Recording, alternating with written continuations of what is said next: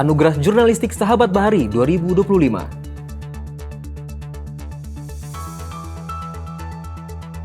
KKP lantik 1.207 taruna-taruni vokasi baru tahun akademik 2025-2026. KKP selamatkan kapal nelayan nyaris tenggelam di Laut Jawa.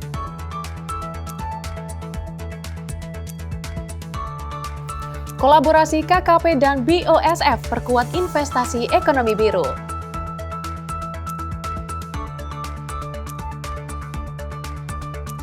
KKP untuk Sumatera.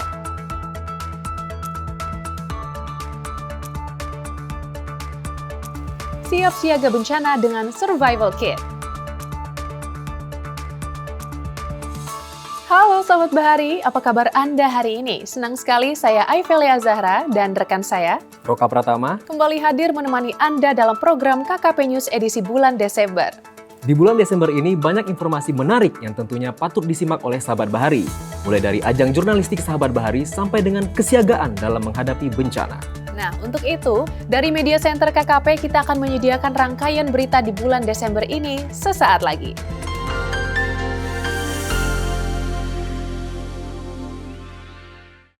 Sahabat Bahari, di balik setiap kabar tentang sektor kelautan dan perikanan Indonesia, ada sosok yang setia menjadi penjaga cerita untuk dibagikan kepada masyarakat. Sejak 2021, KKP memberikan apresiasi melalui anugerah jurnalistik Sahabat Bahari yang diikuti jurnalis dari berbagai media hingga kreator konten media sosial dari masyarakat umum. Lalu, siapa saja pemenang AJSB 2025 dan seperti apa momen penganugerahannya? Berikut liputan selengkapnya. Kementerian Kelautan dan Perikanan resmi mengumumkan para pemenang Anugerah Jurnalistik Sahabat Bahari 2025. Lebih dari 300 karya jurnalistik terkumpul dari seluruh penjuru negeri dalam 6 kategori: media cetak, media online, televisi, radio, fotojurnalistik, dan media sosial. Tahun ini, AJSB mengusung tema swasembada garam dan pangan biru untuk Indonesia Maju. Sebuah ajakan untuk melihat laut bukan hanya sebagai ruang ekonomi, tetapi sebagai masa depan pangan dan kesejahteraan bangsa. Dalam acara puncak yang digelar di Jakarta, Menteri Kelautan dan Perikanan Sakti Wahyu Trenggono menyampaikan apresiasinya kepada para jurnalis. KKP menilai, jurnalis memiliki peran penting dalam mengawal kebijakan, mengedukasi publik, dan menjaga masa depan sektor kelautan dan perikanan. Menteri Trenggono juga mengucapkan selamat untuk para pemenang Anugerah Jurnalistik Sahabat Bahari 2025.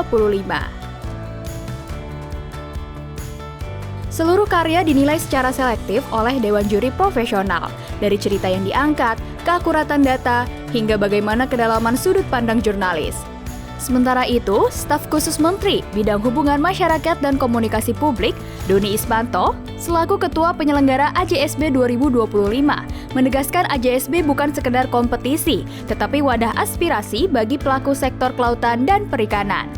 Saat ini, Anugerah Jurnalistik Sahabat Bahari bukan sebatas kompetisi, melainkan wadah menampung berbagai aspirasi yang disuarakan para pelaku utama sektor kelautan dan perikanan. Termasuk juga nasib ribuan biota yang hidup di luasnya perairan Nusantara. Semoga penghargaan yang kami berikan menambah semangat dan motivasi bagi kita semua dalam menjalankan dan mengawal program-program prioritas sektor kelautan dan perikanan yang siap berkontribusi pada pertumbuhan ekonomi, ketahanan pangan, dan tentunya kesejahteraan masyarakat. Melalui gelaran ini, KKP terus menegaskan komitmen mendorong ekonomi biru dan terus memperkuat partisipasi publik untuk memajukan sektor kelautan dan perikanan.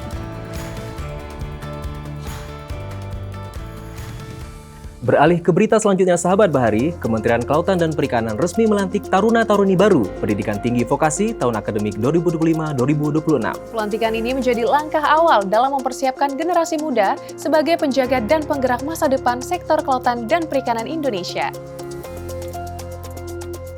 Sebanyak 1.207 taruna dan taruni baru Pendidikan Tinggi Vokasi Kelautan dan Perikanan tahun akademik 2025-2026 resmi dilantik. Momentum ini menjadi langkah strategis KKP dalam mencetak sumber daya manusia unggul yang siap menjaga dan memajukan sektor kelautan dan perikanan secara berkelanjutan. Menteri Kelautan dan Perikanan Sakti Wahyu Trenggono menegaskan bahwa para taruna dan taruni adalah putra-putri terbaik bangsa yang akan dibentuk karakter dan kompetensinya agar memiliki integritas kuat sebagai penggerak pembangunan maritim Indonesia. Mereka diharapkan mampu menjadi garda terdepan dalam menjawab tantangan ekonomi biru. Pada hari ini saya sangat bangga dan bersyukur karena 1.207 orang taruna baru saya lantik merupakan putra-putri terbaik bangsa Indonesia sebagai generasi penerus untuk membangun sektor kelautan dan perikanan. Selama menempuh pendidikan, kalian akan dididik dan dilatih dari aspek kognitif, knowledge, aspek psikomotorik atau skill, maupun aspek afektif, attitude, agar kedepannya dapat menjadi insan yang tangguh, inovatif, dan bertalenta global. Pelantikan taruna baru ini diikuti secara serentak oleh 11 satuan pendidikan vokasi KKP, mulai dari Politeknik AUP Jakarta, serta Politeknik KP Sidoarjo dan Karawang yang mengikuti pelantikan secara luring. Sementara Politeknik KP Sorong, Bitung, Bone, Kupang, Dumai, Jembrana, Pangandaran, hingga Akademi Komunitas KP di Wakatobi mengikuti pelantikan secara daring. Seluruh kampus vokasi KKP telah siap mendampingi taruna baru melalui pembelajaran yang terstandar, disiplin, dan sesuai kebutuhan sektor kelautan dan perikanan. KKP berharap para taruna dan taruni tumbuh menjadi generasi profesional yang siap menjaga masa depan Laut Indonesia. Ragamkan perspektif Anda dengan berbagai program kami di KKP Channel. Selamat berjumpa kembali dalam program KKP News. Jadi Kevin 77 tahun 2000. Halo sahabat Bahari, apa kabarnya? Informatif, interaktif, edukatif.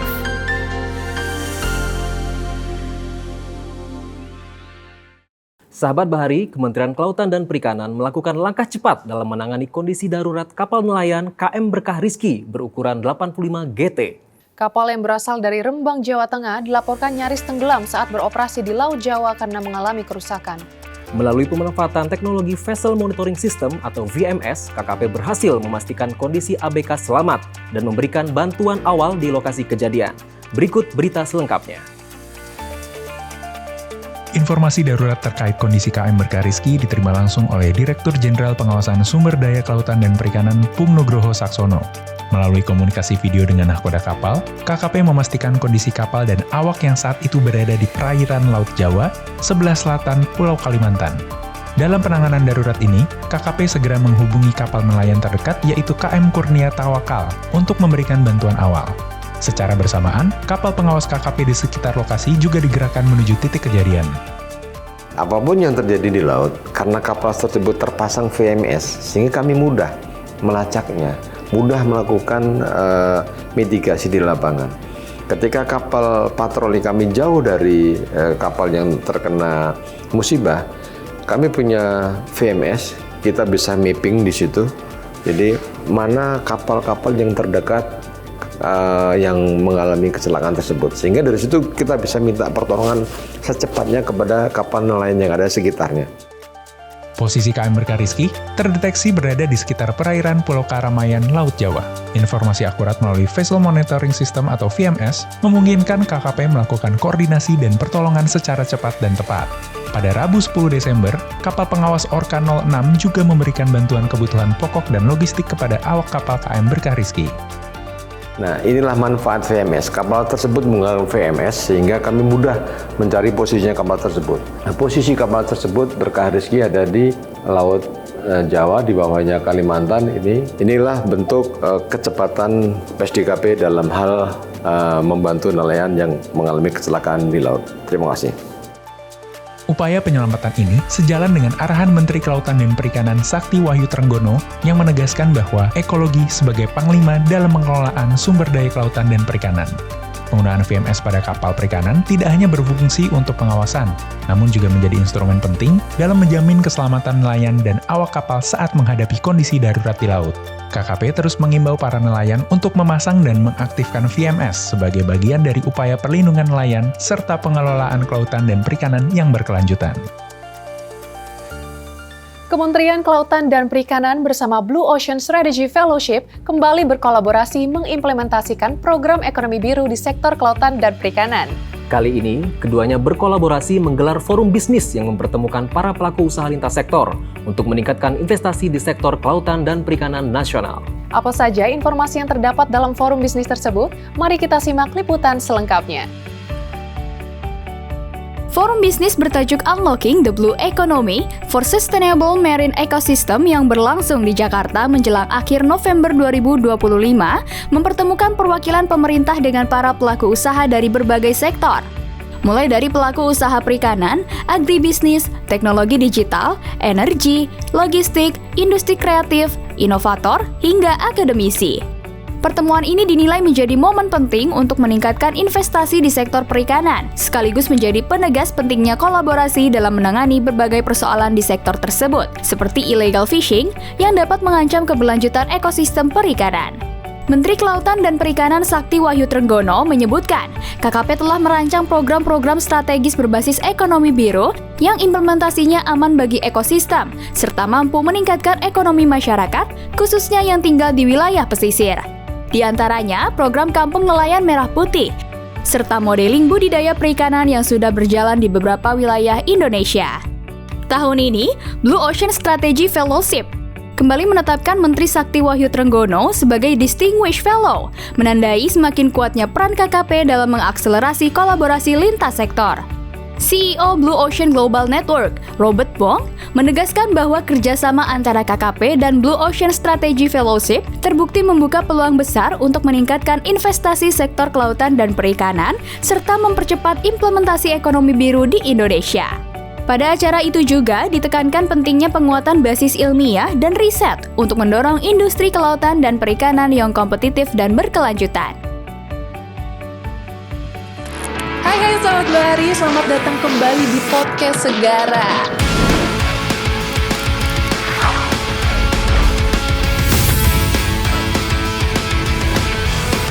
Ngobrolin laut, ngobrolin masa depan, semua ada di Podcast Segara. Saksikan Podcast Segara hanya di KKP Channel.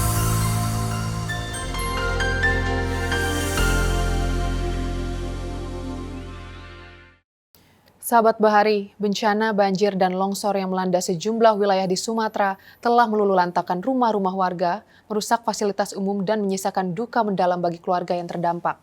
Di tengah situasi sulit ini, Kementerian Kelautan dan Perikanan bergerak cepat dan tanggap menyalurkan bantuan kemanusiaan. Kehadiran negara diharapkan dapat sedikit meringankan beban, menguatkan langkah, dan mengembalikan secercah harapan bagi saudara-saudara kita yang tengah berjuang bangkit dari bencana. Duka menyelimuti Ibu Pertiwi pada akhir November hingga hari ini. Bencana banjir dan longsor menghantam sejumlah wilayah Sumatera seperti Aceh, Sumatera Utara, dan Sumatera Barat. Tidak hanya menghancurkan tempat tinggal dan fasilitas umum, banyak jiwa yang menjadi korban dari bencana ini. Data BNPB menyatakan hingga 20 Desember, sebanyak 1.091 jiwa meninggal dunia, 186 jiwa hilang, dan lebih dari 510.000 jiwa kehilangan tempat tinggal dan mengungsi. Merespon hal ini, KKP turut bergerak cepat dalam menghimpun dan menyalurkan bantuan kemanusiaan untuk para korban bencana Sumatera.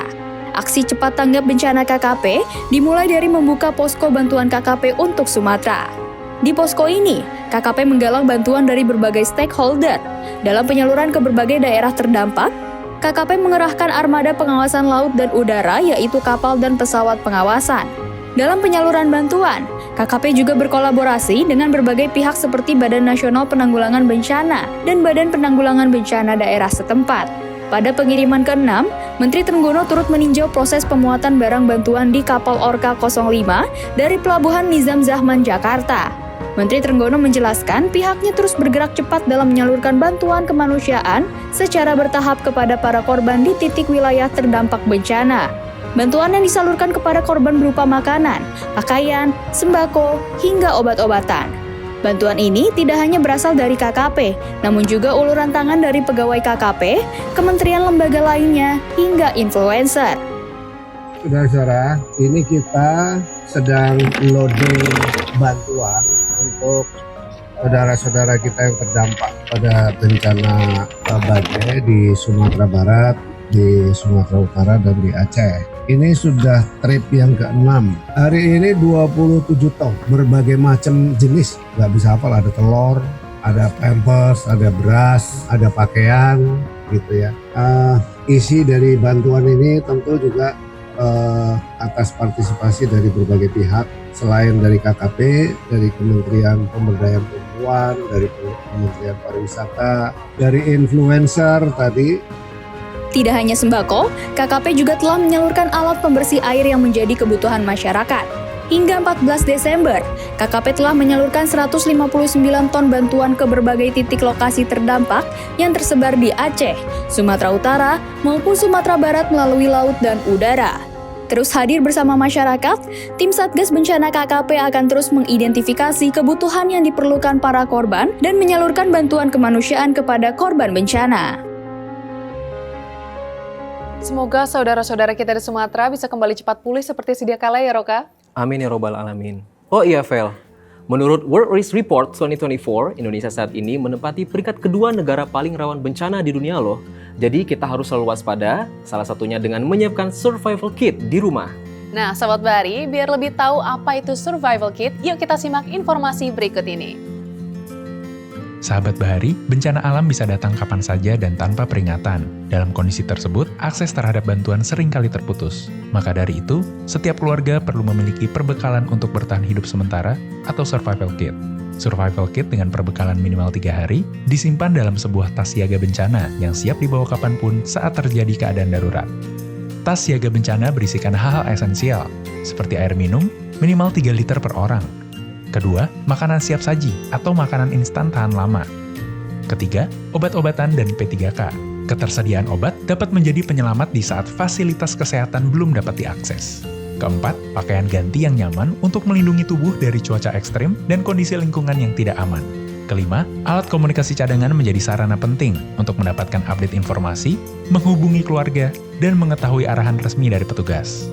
Jadi sahabat Bahari, kesiapsiagaan hari ini menjadi kunci keselamatan saat bencana terjadi. Dan yang terpenting, seluruh anggota keluarga harus terlibat dalam paham cara menggunakan tas siaga bencana, karena keselamatan adalah tanggung jawab bersama.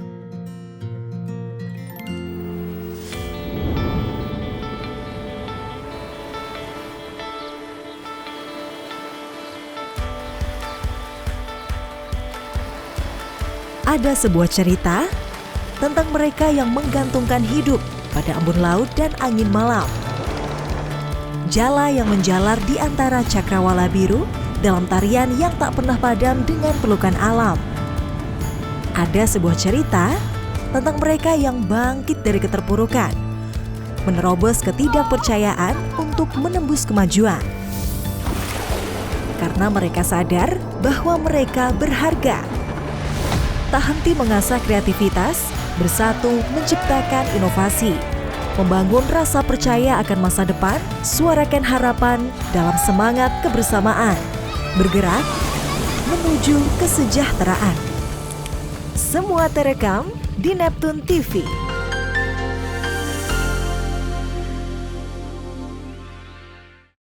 Sahabat Bahari, rangkaian informasi tadi memperlihatkan komitmen KKP yang hadir di tengah masyarakat. Mulai dari penghargaan bagi insan pers, hingga kolaborasi memperkuat ekonomi biru dan kesiapsiagaan menghadapi bencana. Musibah banjir dan tanah longsor di sejumlah wilayah Sumatera menjadi pengingat bahwa di balik pembangunan dan penguatan sektor, ada nilai kemanusiaan yang harus terus dijaga. Semoga kepedulian dan langkah nyata yang terus dilakukan dapat menjadi kekuatan bagi saudara-saudara kita untuk bangkit, pulih dan menata kembali kehidupan dengan harapan yang baru.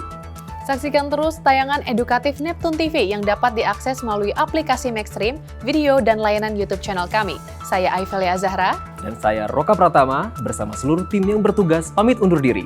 Salam Bahari dan sampai jumpa.